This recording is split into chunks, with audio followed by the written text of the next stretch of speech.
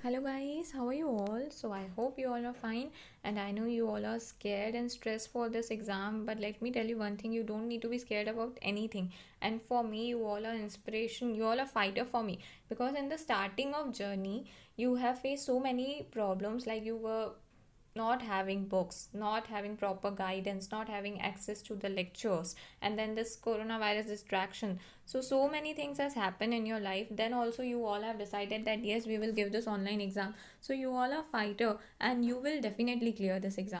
So try to avoid distraction, because right now you need to be focused on your studies, right? And in coming days Ganpati festival is going to come, and I know each and every one of you celebrates the Ganpati festival, and many students keep the Ganpati idol in their home. So guys, if you're keeping the Ganpati idol in your home, so I'll tell you that please lock yourself in the room and study, because at this point of in time you need to focus on your studies. And I know you have to celebrate the festival also, as the relatives and colleagues will come to your home. So at that time your time will get wasted, so it's better to lock yourself in the room and study. Now talking about smart strategy, so I know many of you have targeted business communication and business economics, but still many of you are finding it difficult to complete this subject. So let me tell you one thing, for business communication it's a very important subject of CACET, and the important chapter from this subject is chapter 4, chapter 5, chapter 6 and chapter 7. So you all will say this means that we can skip chapter 1, chapter 2 and chapter 3. Yes, you can skip that chapters, because that is grammar based, and there are chances that out of chapter 1, chapter 2 and chapter 3, the marks coverage is only 10 marks. Okay, they won't ask you the grammar questions for more than 10 marks. So I would suggest you to focus more on chapter 4, chapter 5, chapter 6 and chapter 7. Now I have written on the tablet that business communication can help you score more than 60 marks. Now you will say that business communication is, ma'am, for only 50 marks, so how we can score more than 60 marks? So see guys, you have presentation and communication skills for 30 marks, along with an current affairs which is 20 marks, right? So you all don't know that from where that they will ask the questions, right? So see, for presentation and communication skills MCQs which they are going to ask, that is based on this chapters only. From this chapters only the question can come in exam. Okay, so business communication can help you score more than 60 plus marks. Understood? That is chapter 4, chapter 5 and chapter 6 and chapter 7 are not only covering the whole business communication subject, but that is covering your presentation and communication skills also. So in short, business communication and presentation and communication skills is total of how many marks? 80 marks. Okay, so in this inference I told that you can score more than 60 plus, so I would suggest you to focus more on this subject. And chapter 4, chapter 5, chapter 6 and chapter 7 is very easy. Okay, and it's very easy. And talking about chapter 8 of business communication, see guys, chapter 8 I would suggest you to learn any 100 terms, because in chapter 8 only terms are given and nothing else is given. And talking about business economics, so according to me business economics is easy, but I know business economics is lengthy and there is so much of data to learn. So now the important chapters from this subject, that is business economics, is chapter 1, chapter 2, chapter 3 and chapter 4. So you all will say this means that we can skip chapter 5. Yes, you can skip chapter 5, because there's so much of policies and years to learn, which is not possible to remember each and every year and policy. So you can skip chapter 5 if you want. Now talking about chapter 1, you all will not skip anything from this chapter, and it's most easy chapter. And chapter 2, I know national income is quite difficult, because there are so much of formulas given and so much of types of income. Okay, but you should not skip anything from chapter 2. Chapter 3, you all will say, ma'am, chapter 3 is difficult because in that so much of data is given. So let me tell you one thing, in chapter 3 there is no such data given in depth, because only in the first page, only on the starting page of one chapter, the 7 to 8 lines are given, 7 to 8 points are given, talking about who developed the budget, when the budget came into existence, who were the first Indian to develop the budget, etc, etc. So only that data is given. And now talking about page number 47, that is on fiscal deficit topic of chapter 3. So guys, let me tell you one thing, in that tables are given, and the information is given in crores. That is an example given, so you don't need to learn anything. Okay, so don't remember that table, and that table is not going to come in exam. Now talking about chapter 4. So yeah, Indian financial market data is given. So what data you should learn is that uh, what are the number of private banks in an India, the number of public banks in India, okay, then regional rural banks in India, and banking regulation act, etc., etc. So this much data you have to learn. That doesn't mean you will not focus on other concepts. You have to focus on other concept, but talking about data, do this much only which I am mentioning.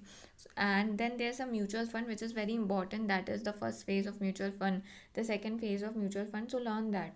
Okay. About business environment. Now business environment, three chapters are for 25 marks. So now here I am giving you the option, as I know many of you are finding it difficult to learn each and every data, and data is not that much important because the years and policies can be hardly asked in exam for 10 marks.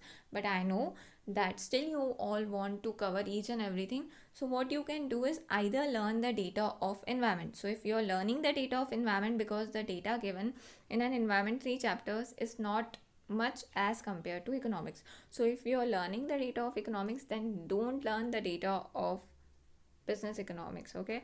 But if you're learning the data of business economics, the chapters which I mentioned, so don't learn the data from business environment. This you can do, okay? So this is the strategy. Now let me tell you one thing, guys. I mentioned important topics, okay? I mentioned the data problem, that how you can solve this data problem also, and from which you can do the data. But that doesn't mean you will do only this. You have to focus on conceptual clarity, okay? So try to cover each and every topic, okay? Do not skip any topic except the chapter 5 as it's tough.